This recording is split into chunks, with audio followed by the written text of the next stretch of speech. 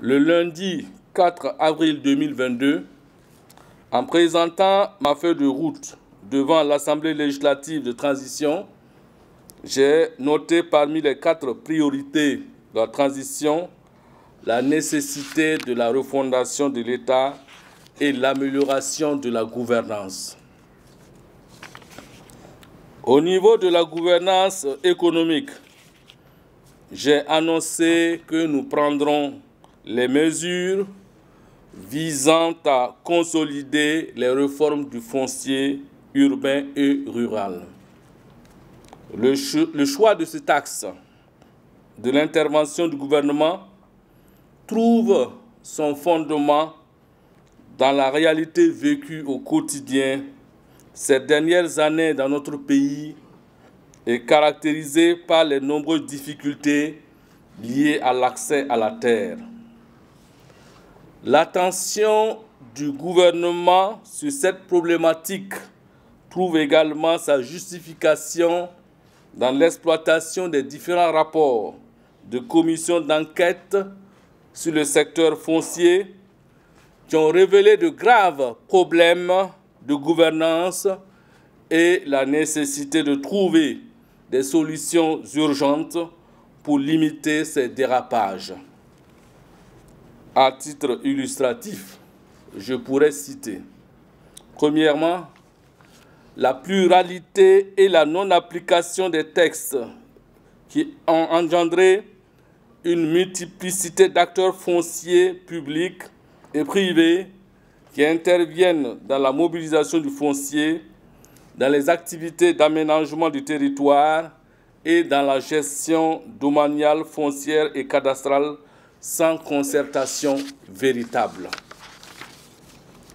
Deuxièmement, les lotissements effectués par des promoteurs immobiliers sans autorisation, occasionnant des contentieux devant les tribunaux et parfois des conflits dus à des remises en cause de droits de propriété. Certains conflits perturbent parfois la vie des collectivités ou même le tissu familial avec la remise en cause des ayants droit sur les ventes de terrains effectuées antérieurement par leurs parents.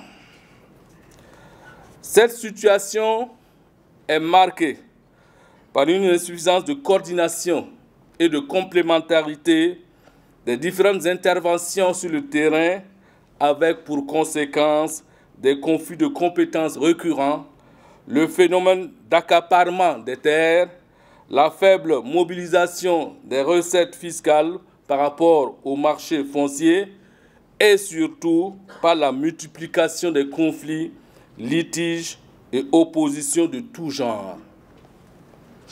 De façon plus précise, de nombreux dysfonctionnements sont constatés dans le processus de réalisation des projets immobiliers. Ce constat est fait dans la délivrance des agréments, l'approbation des projets immobiliers, la mobilisation du foncier par les promoteurs immobiliers, la délivrance des titres fonciers pour la mise en œuvre du projet immobilier, la réalisation du projet immobilier lui-même, etc. J'engage encore ici l'administration publique à veiller à une meilleure organisation et une synergie d'action dans la gestion et l'application des textes régissant le secteur foncier, tout en privilégiant l'esprit d'équipe dans la collaboration et non les rivalités. Concernant les acteurs du secteur privé et dans le but de la recherche d'une meilleure sécurisation de vos actions et acquisitions, je vous invite à respecter les procédures administratives favorables à l'atteinte de vos objectifs et à la préservation de la paix pour notre pays. La présente cérémonie d'installation marque de façon solennelle le lancement des réformes annoncées dans le secteur foncier par mon gouvernement. Elle se tient dans un contexte de refondation de l'État sur des valeurs d'intégrité, de transparence et de responsabilité.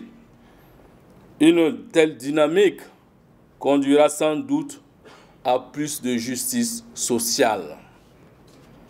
C'est le lieu pour moi de souligner que nous sommes en présence d'un chantier majeur de la transition, engagé dans de vastes réformes dans différents secteurs, y compris en matière de foncier urbain et rural.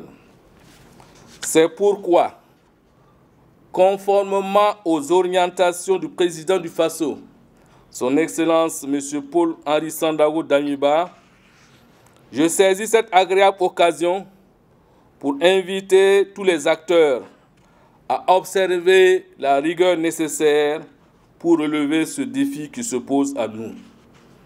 Il s'agit, dans un élan patriotique, dans un esprit de justice sociale et suivant une démarche de patience, d'aller avec assurance jusqu'au bout du processus.